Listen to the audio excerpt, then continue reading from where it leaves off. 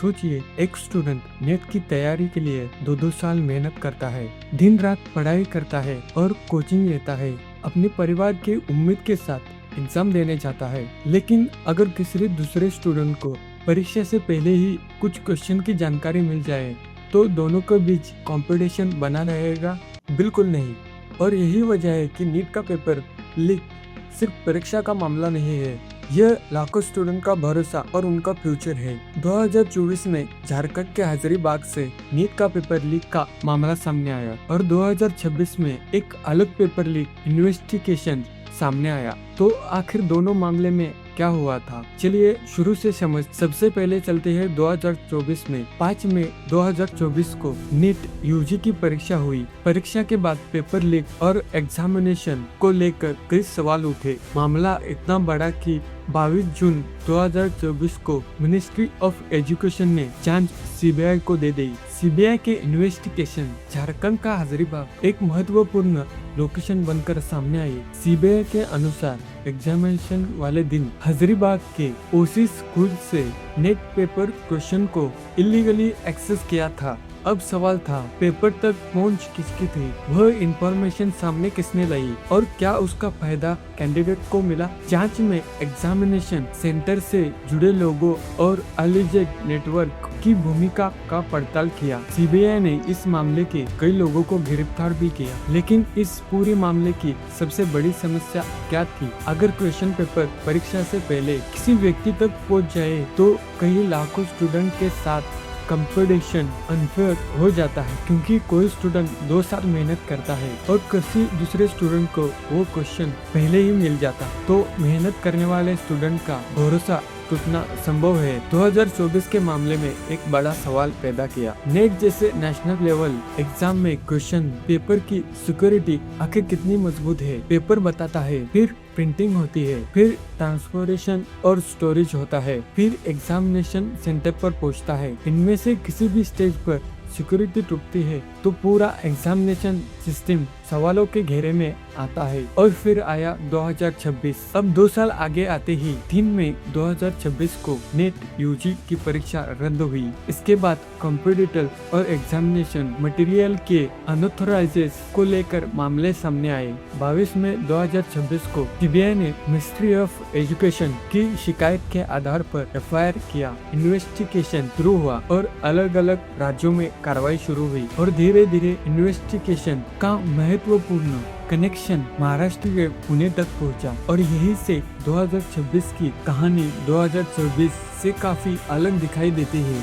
CBI के अनुसार investigation में एग्जामिनेशन फोर्सेस से जुड़े कुछ लोगों की भूमिका सामने आई। एक नाम था पीवी कुलकर्णी, सेमेस्टरी लेक्चर थे और एग्जामिनेशन प्रोसेस में एनटीए से जुड़े हुए थे। सीबीआई का आरोप है कि अप्रैल 2026 के आखिरी सप्ताह में उन्होंने पुणे में कुछ स्टूडेंट्स के लिए स्पेशल कोचिंग क्लास की। अब ध्यान से समझिए, सीबीआई के मुताबिक इन क्लास में कुछ क्वेश्चंस बताए गए। स्टूडेंट ने इन क्वेश्चन को अपने नोटबुक में लिखा। इसके बाद नेट पेपर एक्चुअल में हुआ तो इन्वेस्टिगेशन में इन हैंड राइटिंग क्वेश्चंस को एक्चुअल एग्जामिनेशन पेपर से मैच हुए। यही इस मामले की महत्वपूर्ण कड़ी बनी। इन्वेस्टिगेशन में एक और नाम सामने आया, मनीषा गुरुनाथ मंडारे। सीबीआई के अनुसार वह पुणे की सीनियर टीचर थी और एनटीए एक्सपर्ट थी। एग्जामिनेशन प्रोसेस में इन्वॉल्व थी। सीबीआई का आरोप था कि उनके पास बायोलॉजी से जुड़े क्वेश्चन पेपर तक एक्सेस था। जांच के अनुसार उन्होंने भी कुछ कैंडिडेट्स के लिए स्पेशल क्लास की और कुछ बायोलॉजी तथा क्वेश्चंस पहले ही बताए गए। यानी सीबीआई के अनुसार मामला सिर्फ एक सब्जेक्ट या एक व्यक्ति तक सीमित नहीं था। इन्वेस्टिगेशन में नेटवर्क के दूसरे लोगों की भूमिका भी दिखी। अब सवाल यह है, अगर क्वेश्चन बाहर आए तो कैंडिडेट्स तक पहुंचे कैसे? इन्वेस्टिगेशन में अलेज्ड इंटरमेडिएट की भूमिका सामने आई। सरल भाषा में चेन को ऐसे समझे, कॉम्पिटिटर एक्सेस क्वेश्चन बाहर, मिडलमैन कैंडिडेट्स तक इंफॉर्मेशन पहुंचने की कोशिश की। सीबीआई ने इस अलेज्ड नेटवर्क से जुड़े कई लोग अलग अलग लोकेशन से गिरफ्तार हुए। इन्वेस्टिगेशन में एविडेंस की जांच की, लेकिन यह बात हमेशा याद रखनी चाहिए, सीबीआई का आरोप और कोर्ट में अपराध साबित होना अलग अलग चीजें हैं। अब आते हैं दिल्ली पर। 2026 के इन्वेस्टिगेशन में गिरफ्तार आरोपी से जुड़े जुडिशियल प्रोसीडेंसी दिल्ली की कोर्ट में आगे बढ़ी। सीबीआई के इन्वेस्टिगेशन आधार पर चार्जशीट भी दाखिल है। इस चार्जशीट में एक्सेस और बड़ी संख्या में विटनेस का उल्लेख किया है और 12 अगस्त 2026 को दिल्ली के रोज कोर्ट ने सीबीआई की चार्जशीट लिया। मामला जब जुडिशियल प्रोसीडेंसी के अलग चरण में पहुंचा चुका था, आखिर फैसला अदालत की प्रक्रिया के बाद ही हो। हम दोनों मामले को बहुत आसानी से समझे। 2024 में झारखंड का हजारीबाग इन्वेस्टिगेशन का महत्वपूर्ण सेंटर था। सीबीआई के अनुसार उसी स्कूल से क्वेश्चन पेपर इलीगली एक्सेस किया था। 2026 में इन्वेस्टिगेशन का महत्वपूर्ण कनेक्शन महाराष्ट्र के पुणे से सामने आया।